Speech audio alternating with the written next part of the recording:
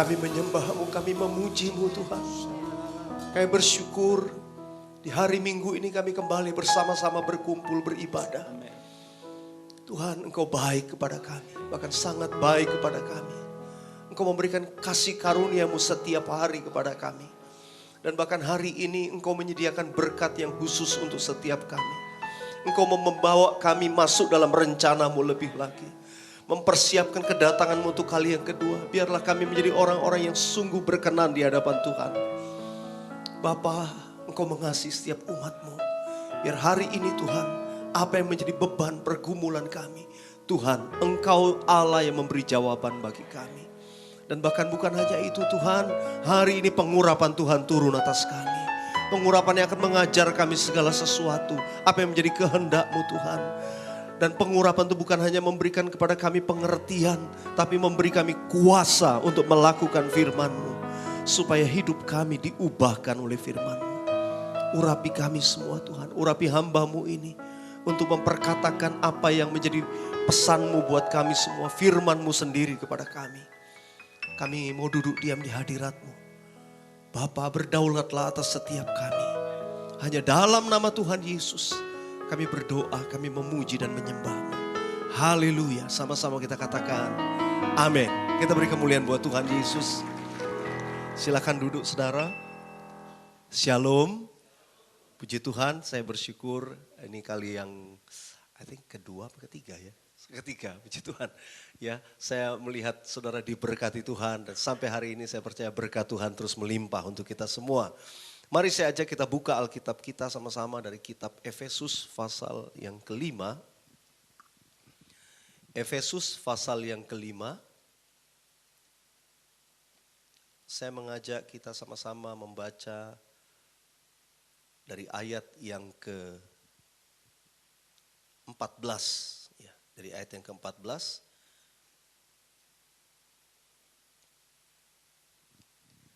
Mungkin sampai ayat yang ke-20 kita baca. Kalau sudah mendapatkan. Efesus 5 ayat 14 sampai 20 kita baca bersama-sama. 1, 2, 3. Itulah sebabnya dikatakan, bangunlah hai kamu yang tidur, dan bangkitlah dari antara orang mati, dan Kristus akan bercahaya atas kamu. 15. Karena itu perhatikanlah dengan saksama bagaimana kamu hidup. Janganlah seperti orang bebal, tetapi seperti orang arif. Dan pergunakanlah waktu yang ada, karena hari-hari ini adalah jahat. Sebab itu janganlah kamu bodoh, tetapi usahakanlah supaya kamu mengerti kehendak Tuhan. Dan janganlah kamu mabuk oleh anggur, karena anggur menimbulkan hawa nafsu. Tetapi hendaklah kamu penuh dengan roh. Dan berkata-katalah seorang kepada yang lain dalam mazmur, kidung puji-pujian dan nyanyian rohani. Bernyanyi dan bersoraklah bagi Tuhan dengan segenap hati. 20, ucaplah syukur senantiasa atas segala sesuatu dalam nama Tuhan kita Yesus Kristus kepada Allah dan Bapa kita. Katakan amin. Ayat-ayat yang kita baca adalah nasihat dari Rasul Paulus kepada umat Tuhan. Dan secara khusus kalau kita membaca bagian sebelumnya, itu mengungkapkan bagaimana seharusnya kita hidup sebagai anak-anak terang. Kita yang telah ditebus dulu dikatakan kita ini hidup dalam kegelapan. Tapi sekarang kamu disebut anak-anak terang. Dan bagaimana kita harus hidup sebagai anak-anak terang. Saudara, kita mendengar pesan dari gembala sidang kita Pak Niko, bagaimana kita harus mengerti Tuhan Yesus itu akan datang segera. Yang percaya katakan amin. Dan kalau kita mengerti bahwa dia akan datang segera, maka itu saya percaya akan mempengaruhi kehidupan kita. Akan mempengaruhi prioritas hidup kita. Dan hari ini kita mau merenungkan bagaimana kita harus hidup sebagai anak-anak terang. Saya percaya kita sudah menangkap pesan ini. Tapi mungkin kita seringkali bertanya-tanya, how should I do? Practically mungkin kita tanya, gimana secara praktis saya mesti hidup? Sebagai anak-anak Tuhan, sebagai orang Kristen, bagaimana tadi disebut sebagai 5 gadis yang bijaksana, sebagai orang yang menjalankan talenta dan lain sebagainya. Mari kita renungkan ayat-ayat ini. Ayat 15 berkata, karena itu, ya, sebagai orang Kristen yang harusnya bangkit, harusnya bercahaya. Dikatakan ayat 15, karena itu perhatikanlah dengan saksama bagaimana kamu hidup. Janganlah seperti orang bebal, tapi seperti orang arif. Kita diminta untuk memperhatikan dengan saksama bagaimana kita hidup. Saudara, ayat-ayat ini belakangan ini kembali sepertinya Tuhan berbicara begitu kuat kepada saya untuk saya sampaikan. Ya, firman itu bagi saya, bagi kita semua untuk diberitakan. Tuhan katakan kamu sampaikan. Kita hari-hari ini diminta memperhatikan dengan saksama bagaimana kita hidup. Masing-masing kita bisa menilai, bisa melihat. Kita jujur di hadapan Tuhan. Tapi saya percaya tujuan Tuhan seperti dikatakan oleh gembala sidang kita. Supaya semua kita masuk surga. Amin. Kita dikatakan Tuhan tuh mau hidup kita di dunia ini. Kita berbahagia, diberkati. Tapi bukan cuma itu, masuk surga. Oleh sebab itu saudara, Tuhan ingatkan. Perhatikan dengan saksama bagaimana kamu hidup. Jangan seperti orang bebal, tapi kamu harus seperti orang arif, bijaksana. Tadi disampaikan oleh gembala kita tentang kita harus seperti 5 gadis yang bijaksana. 5 gadis yang bijaksana, mereka membawa pelita dan mereka mempunyai persediaan minyak untuk pelita mereka. Dulu saya pernah berpikir bahwa 5 gadis bijaksana ini, wah ini Kristen sungguh-sungguh, yang 5 yang enggak ini Kristen yang murtad nih, yang enggak benar. Tapi saya mulai merenungkan lagi, oh sebentar, mereka ini ada 10 orang tadinya. 10-10-nya membawa pelita. 10-10-nya siap menyongsong mempelai. Berarti mereka ini bukan orang Kristen sembarangan semuanya. Setuju, katakan amin. Saudara, bukan rahasia lagi, banyak orang Kristen ya itu juga nggak percaya atau merasa itu cuma bualan tuh soal Tuhan Yesus mau datang kembali. Oh, dari dulu juga ngomong. Saudara dikasih Tuhan, bahkan di Amerika dikatakan, wah kalau orang udah ngomong soal second coming, wah itu dianggap terlalu ekstrim. Lalu mereka pikir, wah kalaupun Tuhan Yesus datang segera, waduh kalau bisa jangan dulu nih. Seolah-olah kalau dia datang kenyamanan kita hilang gitu. Gue udah enjoying life nih. Gitu. Saudara dikasih Tuhan, mari kita renungkan lagi sekali lagi. Kalau Tuhan Yesus mau datang segera, kita diminta berjaga-jaga.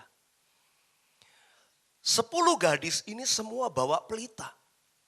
Kalau kita lihat presentasi yang disebut orang Kristen, yang punya gambaran yang bawa pelita ini berapa banyak?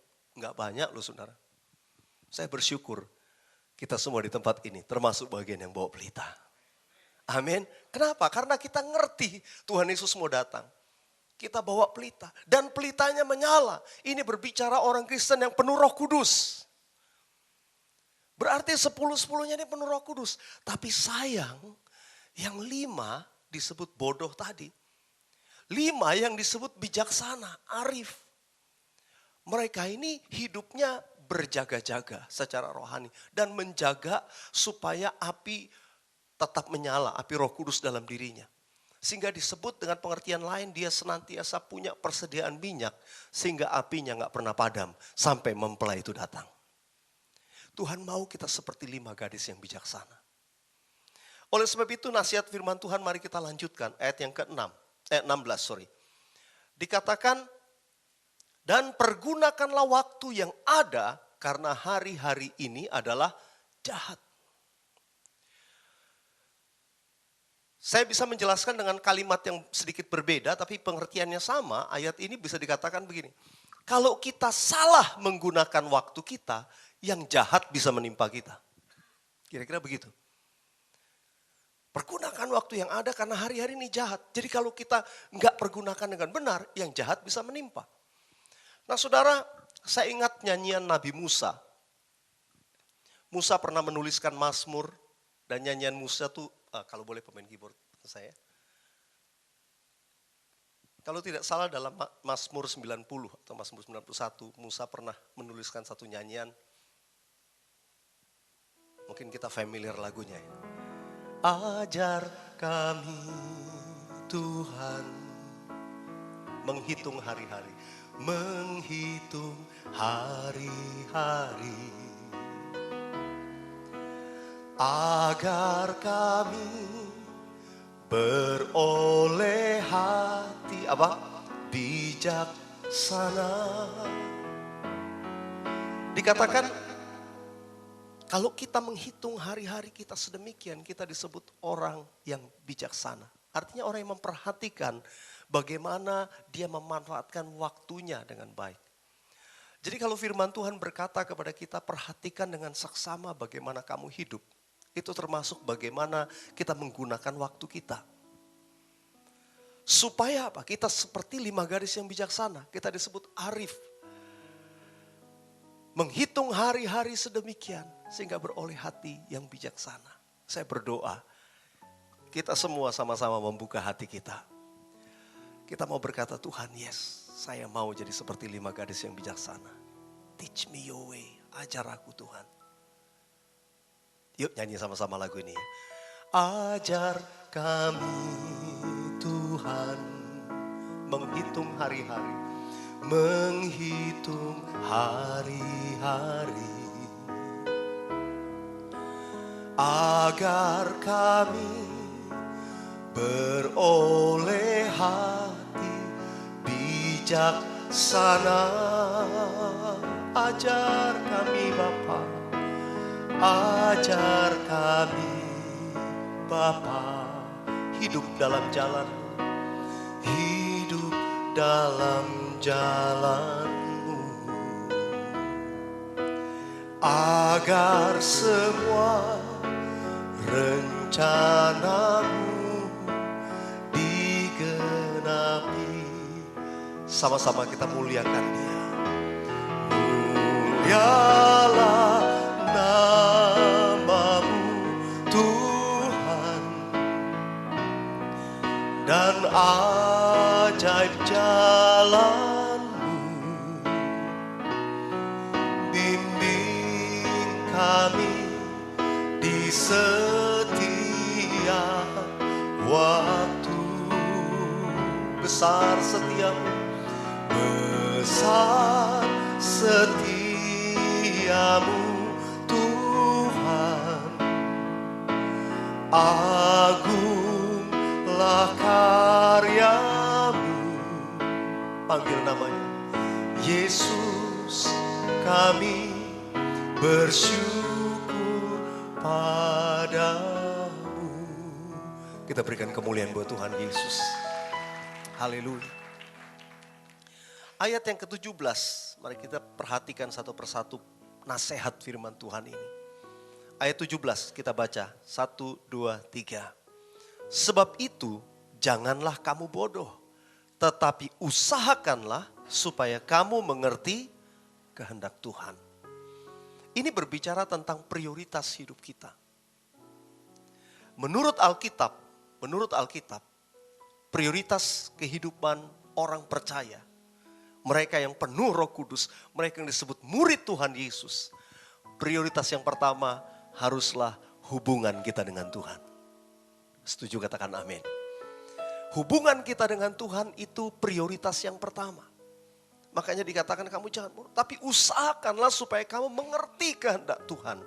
Dan itu menjadi prioritas. Tuhan Yesus pernah berkata, carilah dahulu kerajaan Allah dan kebenarannya, maka semuanya itu, name it, semuanya itu akan ditambahkan kepadamu. Yang percaya katakan amin.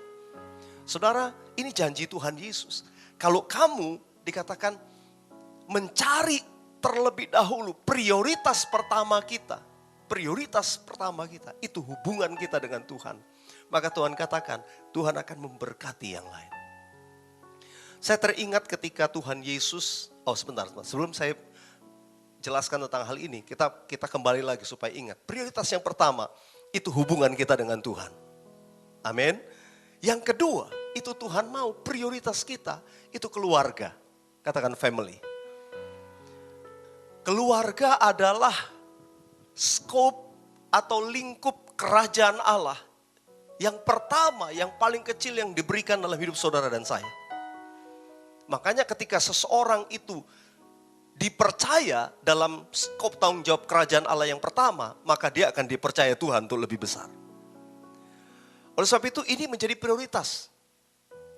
Yang ketiga, itu prioritasnya menurut Alkitab, itu baru pekerjaan atau pelayanan kita.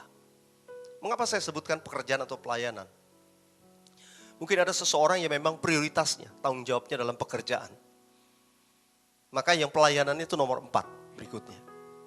Tapi mungkin ada orang yang semakin lama, dia sudah mulai bisa mendelegasikan pekerjaannya dan hatinya untuk melayani Tuhan semakin kuat. Lama-lama prioritasnya geser. Pekerjaannya udah nomor keempat, dia melayani Tuhan lebih lagi. Saudara, kemudian sesudah itu, urutan 5 dan seterusnya. Apa prioritasnya? Tuhan memberikan kepada saudara dan saya untuk menikmati hidup ini dalam kebahagiaan yang disediakan Tuhan.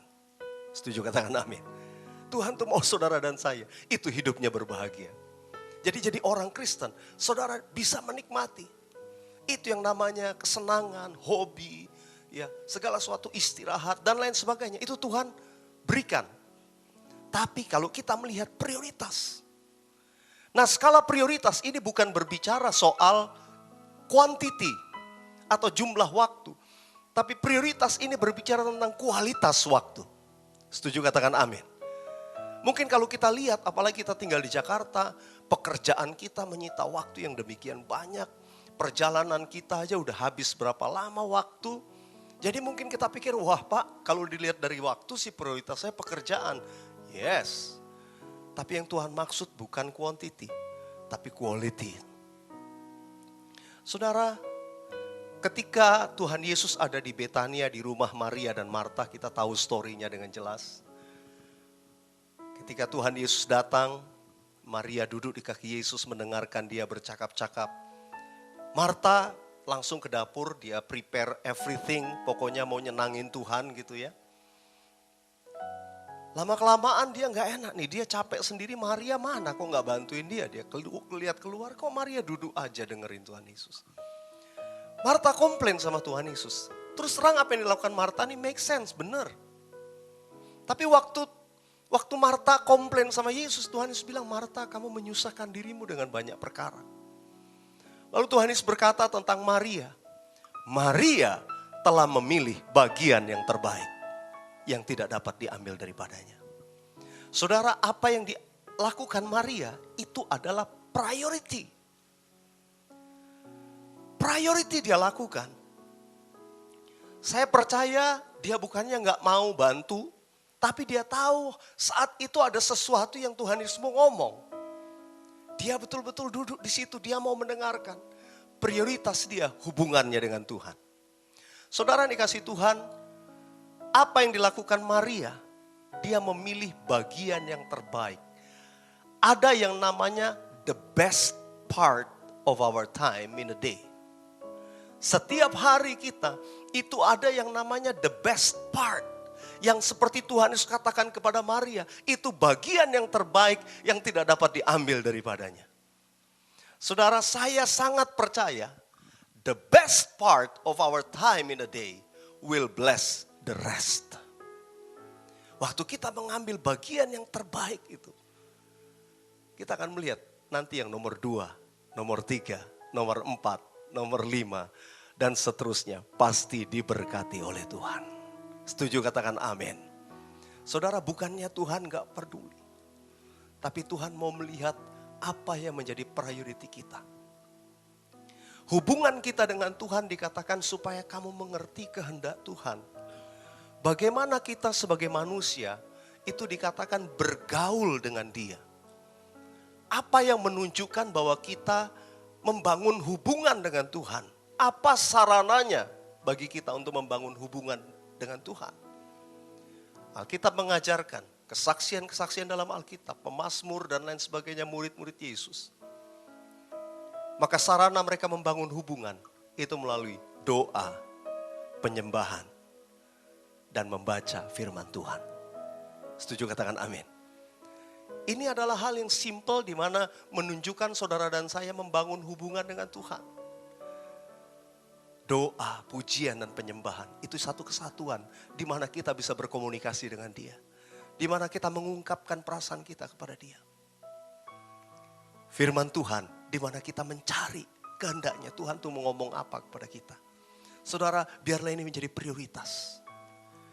Dalam keluarga kita mau ada the best part yang dari Tuhan.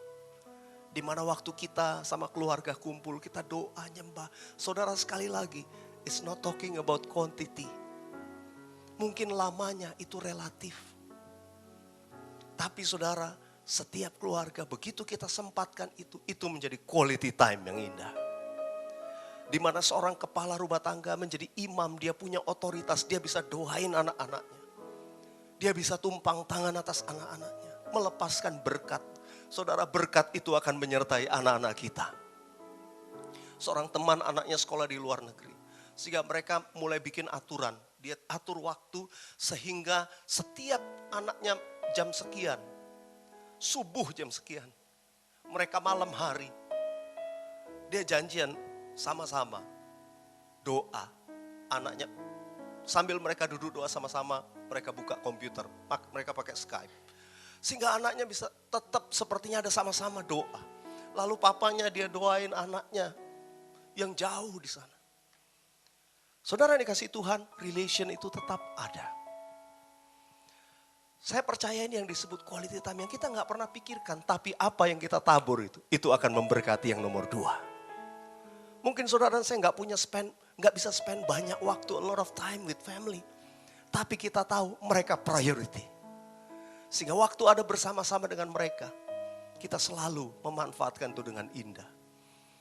Tapi itu dimulai dengan nomor 1. Saya percaya kalau nomor 1 diberkati, nomor 1 ditambah, nomor 2 pasti diberkati. Kalau nomor 2 diberkati, nomor 3 pasti diberkati. Gak heran orang yang keluarganya bahagia diberkati, itu pekerjaannya pelayanan. Wah, itu juga dia menikmati.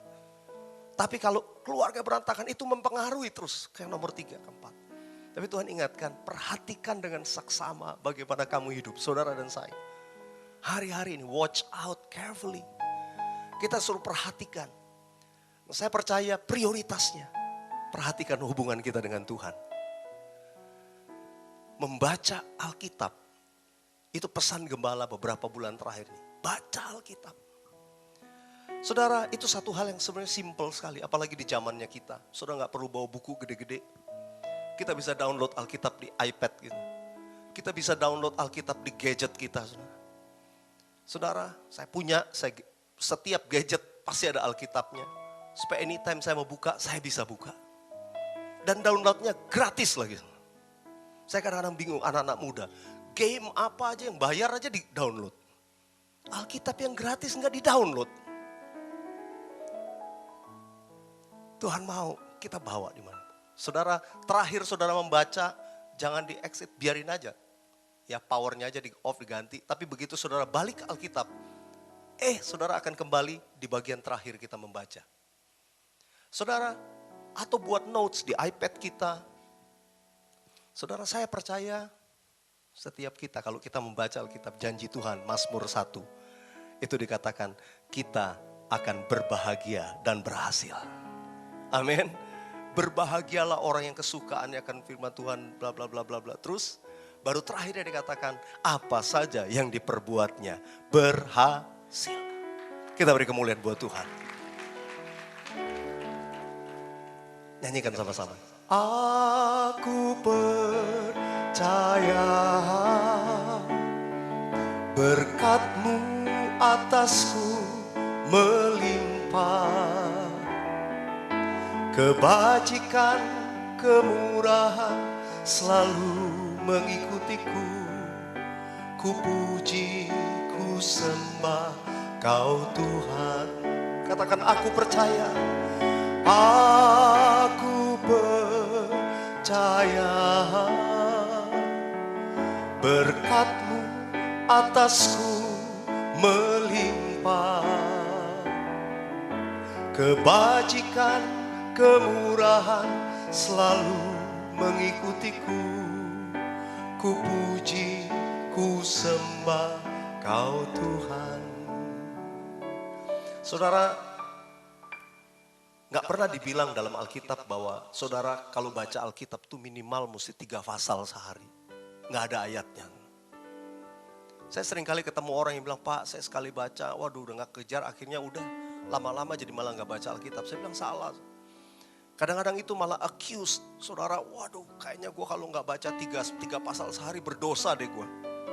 Saudara dengar, di Alkitab nggak ada dicatat, saudara kalau baca Alkitab sehari minimal sekian pasal, nggak ada ayatnya. Itu berbicara tentang komunikasi kita dengan Tuhan. Izinkan Tuhan berbicara kepada kita. Kadangkala saudara baru baca 1 pasal, itu kok rasanya Tuhan tadi ngomong, saudara diam, renungkan. Atau saudara cuma baca 1 perikop, tapi begitu saudara cuma baca 1 perikop alinea itu, begitu saudara baca ini kok kayaknya Tuhan lagi ngomong sama saya. Renungkan, saudara buat catatan. Itu lebih indah daripada saudara baca 5 pasal, gak punya catatan apa-apa. Saudara yang Tuhan mau itu hubungan, relation, not formality. Tuhan gak mau yang formalitas. Tuhan mau sesuatu yang berbicara tentang hubungan dengan Dia. Itu yang bernilai di mata Tuhan. Dan membawa nilai bagi hidup kita. Saudara, the presence of God, hadirat Tuhan. Saya percaya itu akan membawa perubahan. Emosi kita, segala sesuatu, respon kita terhadap segala. Itu saya percaya berubah. Nanti saya akan berbicara tentang hal itu. Tapi sekali lagi, hubungan dengan Tuhan itu prioritas. Orang yang membangun hubungannya dengan Tuhan, saya percaya sikapnya, tindakannya, keputusannya dalam hal yang berkaitan dengan nomor 2 dan nomor 3 itu pasti berbeda. Pasti beda. Nanti apa yang keputusan yang kita ambil itu pasti memberkati keluarga kita. Saudara, yang nomor 3 baru pekerjaan atau pelayanan. Mungkin saya gak bahas ini. Tapi ada satu orang yang pernah bertanya, Pak, kalau kita yang melayani juga, kan sudah melayani, udah hubungan dengan Tuhan. Oh sorry, pelayanan kita tidak bisa menggantikan hubungan kita dengan Tuhan. Kenapa di nomor 3? Karena seringkali itu berupa aktivitas, kegiatan-kegiatan. Seorang pernah bertanya, Pak kalau hari Minggu kita pelayanan ibadah gini, itu nomor 1 apa nomor 3? Bagi kita jemaat Tuhan, kita datang beribadah di hari Minggu, itu nomor 1. Setuju katakan amin. Itu prioritas.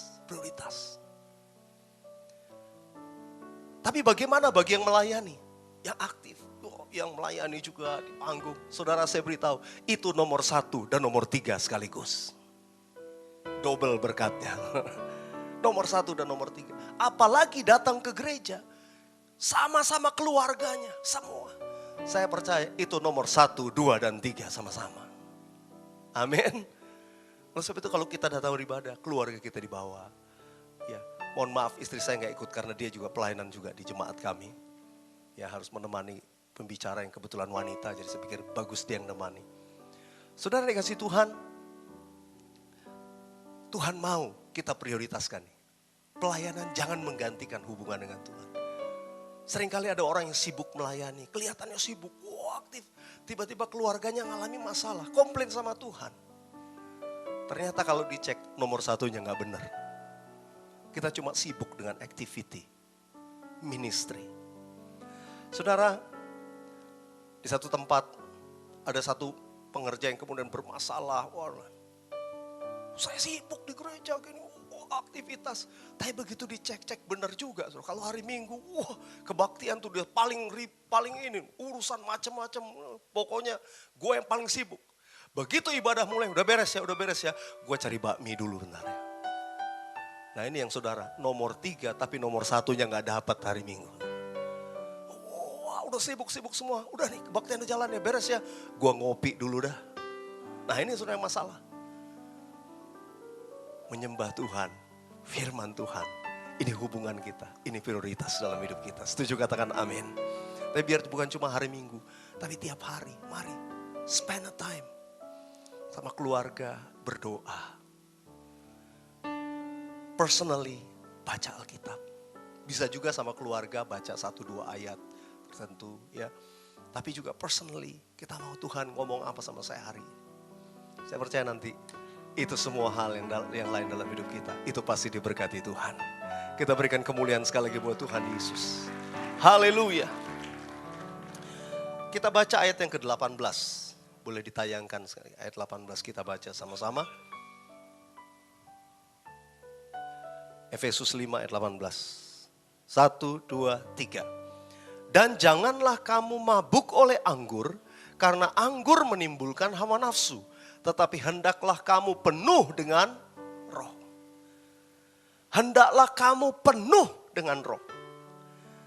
Saya perlu luruskan sedikit ayat ini karena dikatakan janganlah kamu mabuk oleh anggur. Saudara perhatikan baik-baik. Anggurnya enggak salah. Yang salah mabuk oleh anggur. Saya lagi ya. Anggurnya enggak salah. Yang salah itu mabuk oleh anggur. Amin. Kita perlu perhatikan. Tapi apa yang diungkapkan di ayat ini bukan cuma berbicara soal wine. Ya, ini bukan cuma berbicara soal anggur, soal wine. No. Ini berbicara tentang sesuatu yang ada di dunia yang disediakan untuk saudara dan saya. Untuk kita nikmati, kita enjoying life. Itu yang disebut di prioritas nomor kelima dan seterusnya. Kita nikmati sport, macam-macam. Sesuatu yang menghangatkan, menyenangkan buat kita. Itu boleh, tapi jangan mabuk oleh itu. Amin. Contoh. Televisi salah nggak? Enggak. Yang salah itu mabuk oleh itu. Internet salah nggak? Enggak salah. Yang salah mabuk oleh itu. Amin. Olahraga, sport, salah nggak? Enggak, malah bagus.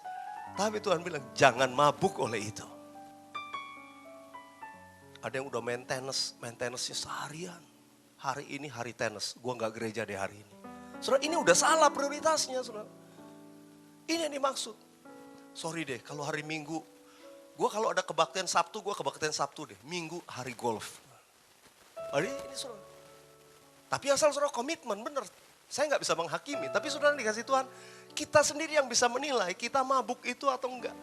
Apa yang menunjukkan bahwa kita tuh mabuk dengan sesuatu hal. Orang kalau mabuk lupa diri kan. Sama, kalau kita mabuk terhadap sesuatu, itu cirinya kita lupa prioritas seharusnya. Jadi mestinya hari itu ada prioritas penting, tapi kesenangan kita ini udah melampaui batas. Udah lupain dulu itu. Terus nikmati, itu mabuk.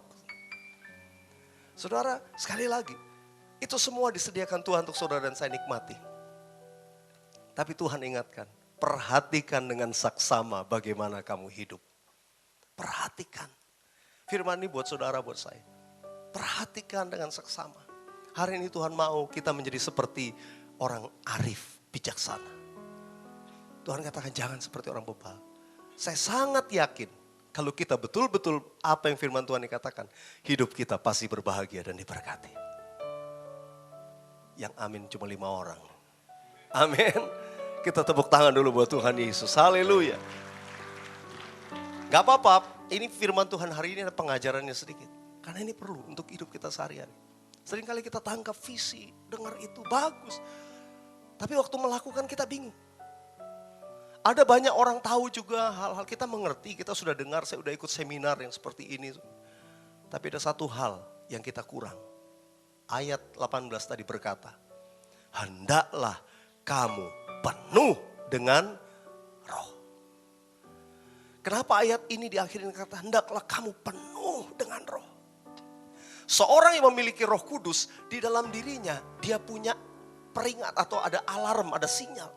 Ada pribadi yang mengingatkan dia. Saya percaya orang yang kalau penuh Roh Kudus, kalau dia mulai mabuk oleh anggur tadi, begitu dia mulai mau melampaui batas, pasti ada sesuatu, ada alarm di dalam diri dia. Alarm itu biasa berupa ketidakdamai sejahtera, kegelisahan tertentu. Ketika kita mau melakukan perbuatan dosa, kita mau lakukan sesuatu yang tidak berkenan di hadapan Tuhan, saya percaya alarm itu akan bunyi dalam diri. Dan rasa gak sejahtera.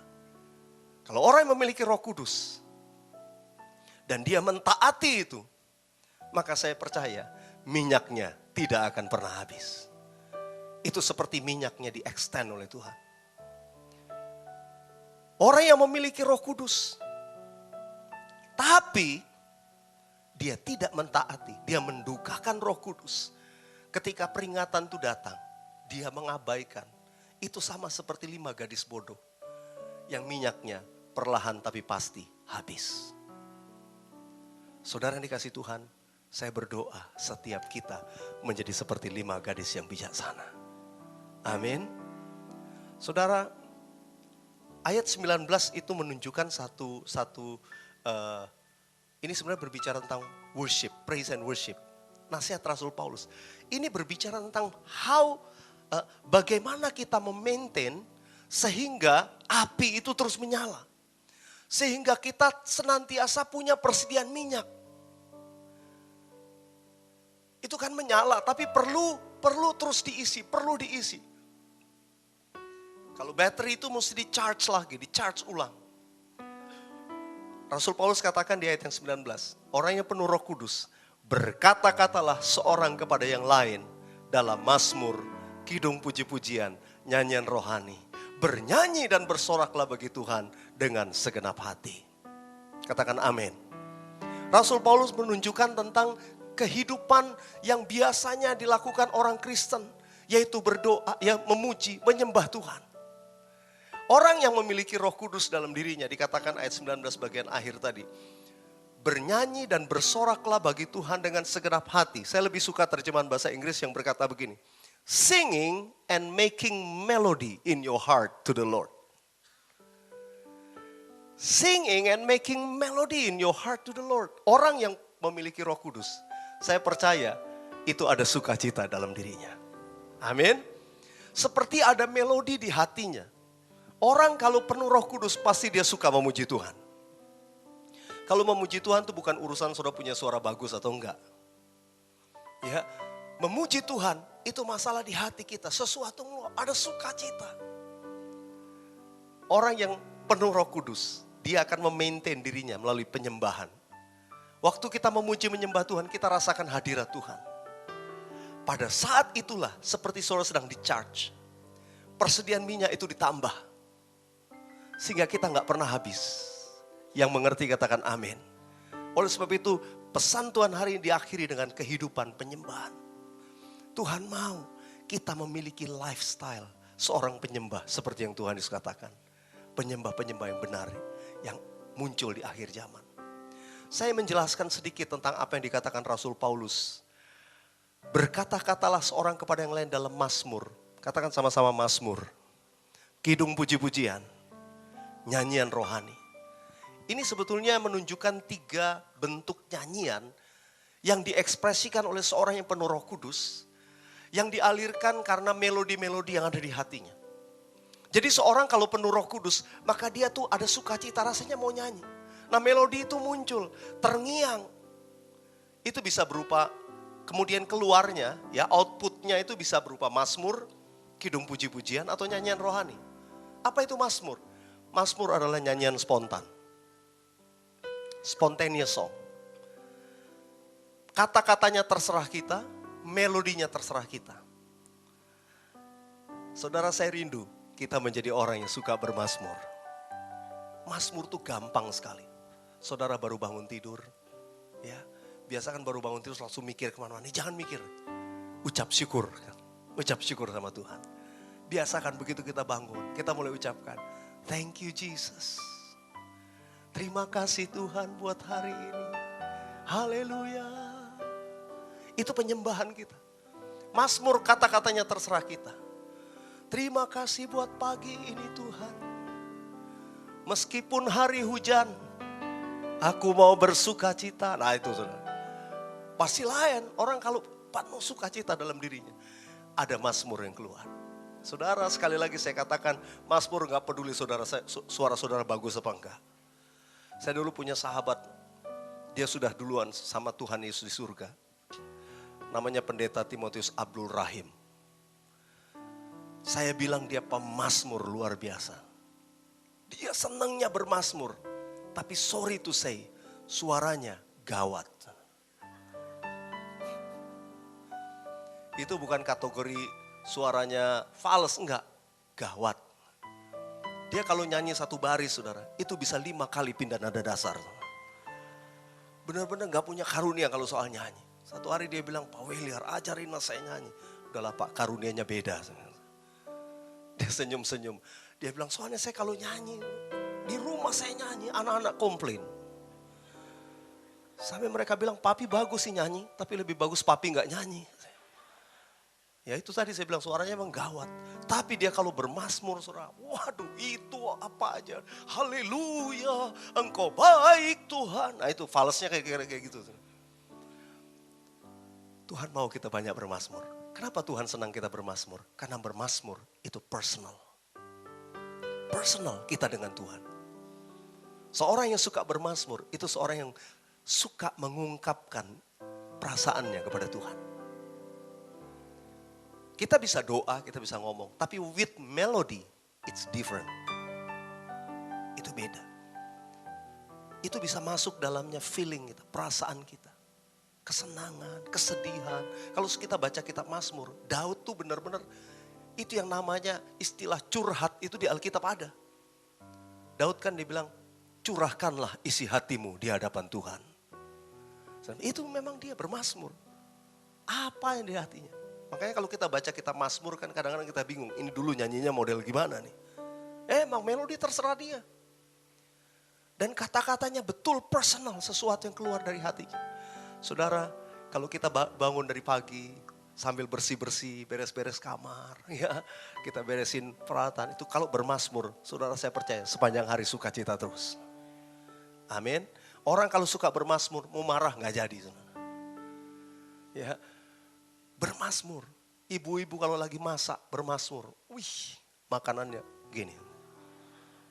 Ajaib Tuhan, pasti ajaib. Tergantung ajaibnya mana gitu.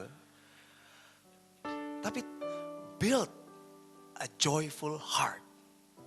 Bangun sukacita itu. Roh Kudus selalu membangkitkan sukacita. Tapi bagian kita release it. Pilihan kita untuk bersukacita. Sukacita itu bukan kita tergantung mood, enggak. Sukacita itu harus jadi pilihan kita. Yang mau katakan amin. Dan itu akan keluar dalam Mazmur. Apa itu kidung pujian? Kidung pujian itu nyanyian baku. Nah, itu yang kita sering nyanyikan kalau di gereja. Itu nyanyian baku. Ya, dalam bahasa Inggrisnya psalm itu Mazmur, hymn itu kidung pujian. Itu lagu-lagu baku yang semua bisa nyanyi. Karena ada kidung puji-pujian maka kita bisa nyanyi secara unity di gereja sama-sama. Tapi sekali lagi yang namanya Mazmur itu personal saudara dengan Tuhan. Amin. Ada yang senyum-senyum, iya sih. Suara saya serak-serak kering. Ya, kadang-kadang kalau nyanyi malu-malu, pelan-pelan, gak apa-apa. Tuhan dengar sesuatu yang keluar dari hati kita. Itu yang didengar Tuhan. Mazmur, kidung puji-pujian. Kalau nanti saudara di jalan, di mana tiba-tiba diingatkan satu lagu gitu ya. Mungkin sepotong chorus aja. Saya sarankan saudara nyanyikan. Nyanyikan. Misalnya gitu lagi di jalan tiba-tiba ingat. Cuma sepotong kalimat kok kayak terngiang ya. Nyanyiin aja. Bagi Tuhan tak ada yang mustahil. Misalnya itu gitu. Kok lagu ini terngiang. Udah saudara bersenandung aja nyanyi. Saya sangat yakin. Itu cara kita dipimpin Roh Kudus. Seringkali apa yang kita nyanyikan atau firman yang muncul, itu mempersiapkan kita untuk sesuatu dan next di depan saudara dan saya. Saya percaya respon kita terhadap segala sesuatu akan berubah kalau kita ada di hadirat Tuhan seperti ini. Kita beri kemuliaan buat Tuhan Yesus. Oh haleluya. Saya senang bermazmur.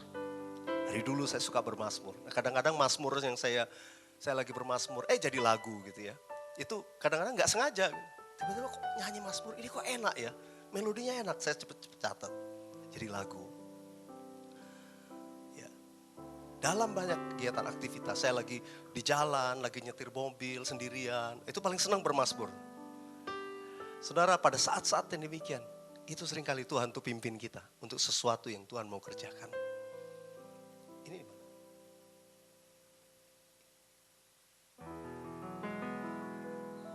Saya ingat lagi di penerbangan kembali ke Jakarta via Singapura. Kan biasa kalau mau mendarat di Singapura tuh biasanya kapal kan turbulence gitu ya.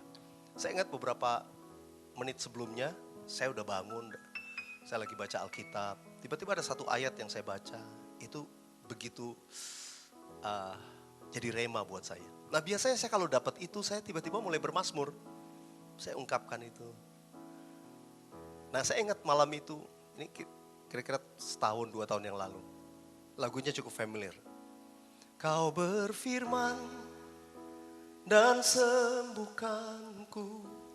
Ayat itu cuma berkata, Engkau yang berfirman, maka aku sembuh. Tuhan yang berfirman, maka aku sembuh. Saudara dikasih Tuhan, ayat itu tiba-tiba jadi rema. Lalu saya mulai bermazmur. Kau berfirman dan sembuhkanku. Kau bersabda dan selamatkanku. Tiada yang mustahil bagimu. Yesus, ku percaya padamu. Gak berapa lama kapalnya goyang. Wah, turbulence. Orang-orang pada bangun. Wah. Karena kali itu turbulensinya agak kurang normal begitu ya.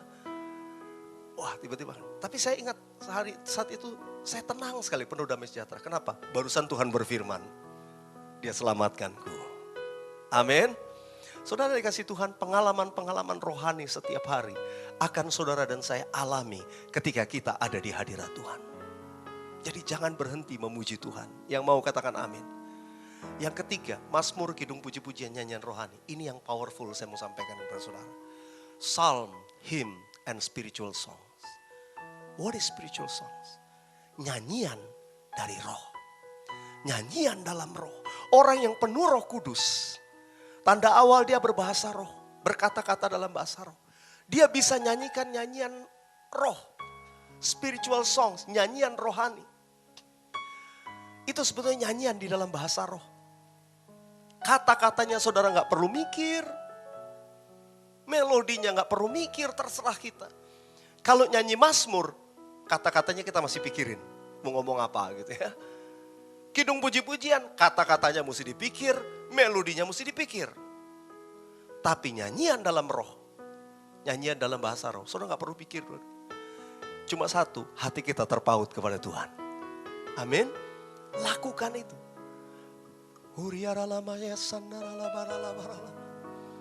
Hati kita terpaut kepada Tuhan. Saudara nyembah, gak usah pikirin mau ngomong apa. Seperti bayi.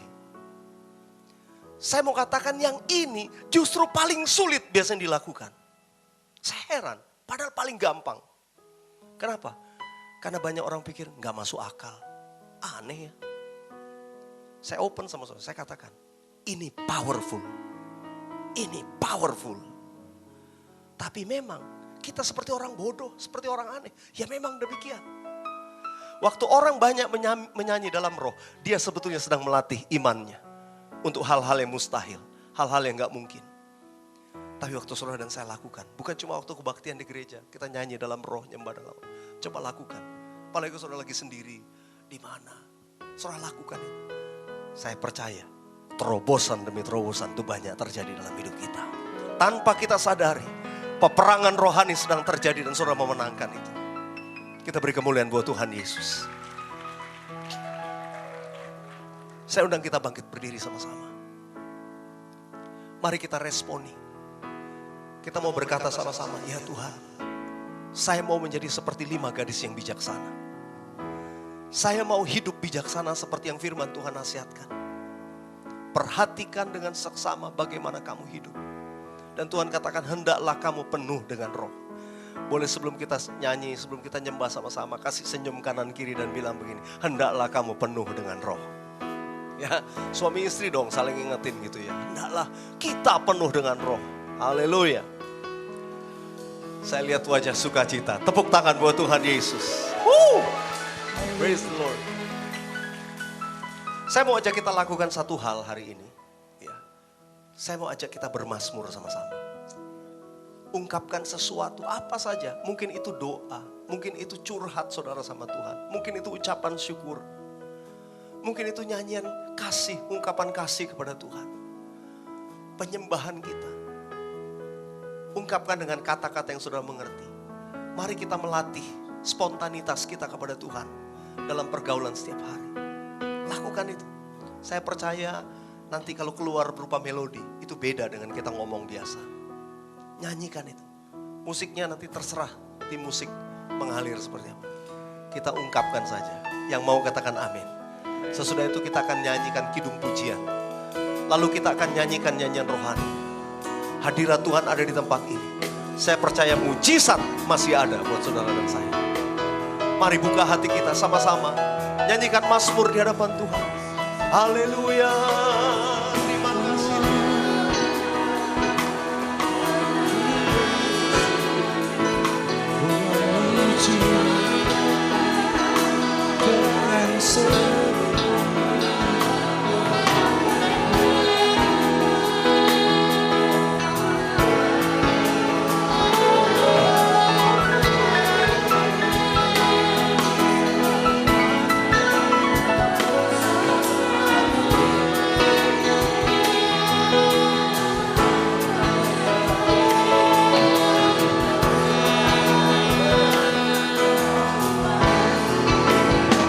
Bangun roh kita pagi ini di hadirat Tuhan. Orang yang banyak menyembah Tuhan.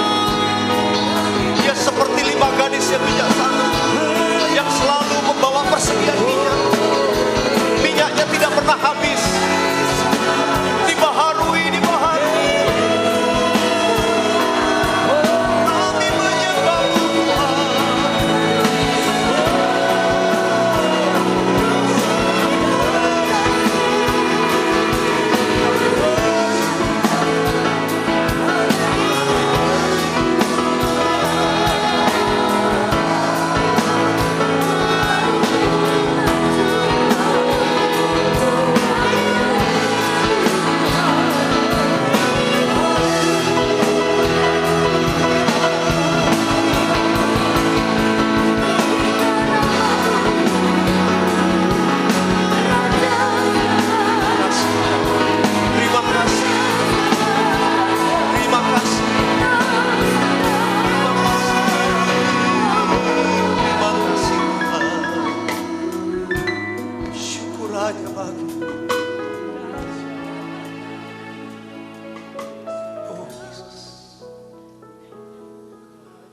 To worship you I live, to worship you I live to worship you.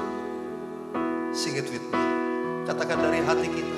To worship you I live, to worship you I live, to worship you I live to worship you. I worship you, I worship you. Oh, I worship you. I worship you. I worship you. Oh, Jesus.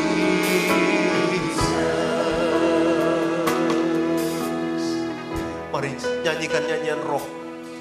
Oh ya lama ya lama sangara lama lama lama lama. Ya lama. Tuhan penuhi kami dengan roh. Penuhi kami dengan roh. Berikan kami keberanian iman. Melampaui pemikiran kami, akal budi kami. Tuhan bawa kami masuk dalam dimensi rohani. Oh, buat mata kami tertuju hanya kepadamu. Hati kami melekat kepadamu. Oh,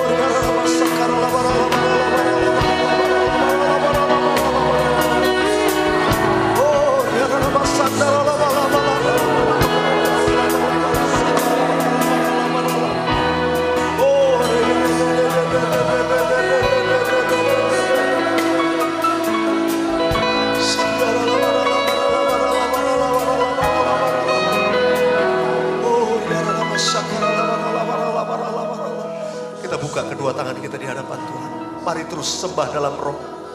Oh,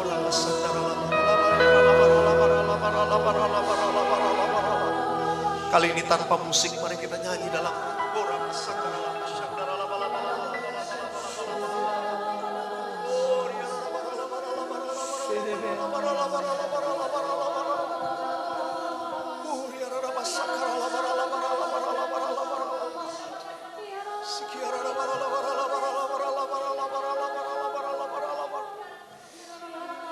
tetap dalam hadirat Tuhan. Saya merasakan Tuhan sedang buat terobosan.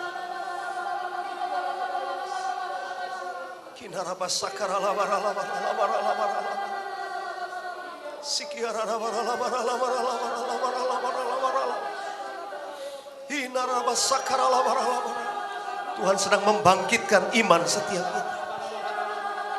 Ada saudara sedang bergumul untuk satu keputusan yang sulit, satu keputusan yang berat yang mengandung banyak resiko. Oh, rapa sakara labara labara, saudara sembah Tuhan dalam roh. Oh, rapa sakara labara labara labara labara labara labara labara. Engkau akan diberikan keberanian iman, keberanian iman. Oh, rapa sakara labara sandara labara labara labara labara labara labara. Oh, rapa sakara labara labara labara labara labara. Kinara nama sakara labara labara labara labara labara. Saudara sedang menghadapi keadaan yang sukar, keadaan yang sulit, yang mustahil. Sembah dia di dalam roh. Oh, rapa sakara labara labara labara labara labara. Tidak ada yang mustahil bagi orang yang percaya. Oh, rapa sakara labara sandara labara labara labara labara. Mujizat masih ada. Mujizat yang kreatif masih ada. Kami percaya hari-hari ini Tuhan bawa kami to the next level. Tuhan, kami tidak maunya dalam level jasmani pemikiran kami. Tuhan bawa kami pada dimensi roh yang lebih lagi. Supaya kami melihat kemuliaan-Mu lebih lagi. Bawa kami naik ke tempat yang lebih tinggi dengan otoritas yang lebih tinggi. Oh, rapa sakaya labara labara labara labara labara labara. Oh, rapa sandara labara labara. Berkati setiap umat-Mu. Biar kami seperti 5 gadis yang bijaksana. Kami tahu hari-hari ini kami mau hidup bijaksana seperti firman. Kami mau hidup takut akan Engkau. Biar Engkau yang terutama dalam hidup kami. Engkau yang terutama dalam hidup kami. Oh, rabasakaralah.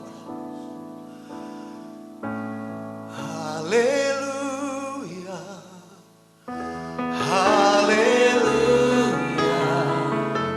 Saya mencinta Yesus. Haleluya. This is the song of our heart. Ini nyanyian dari hati kami. Saya mencinta. Sambil buka tangan kita, katakan yang terutama. Yang terutama di dalam hidup ini, meninggikan nama Yesus.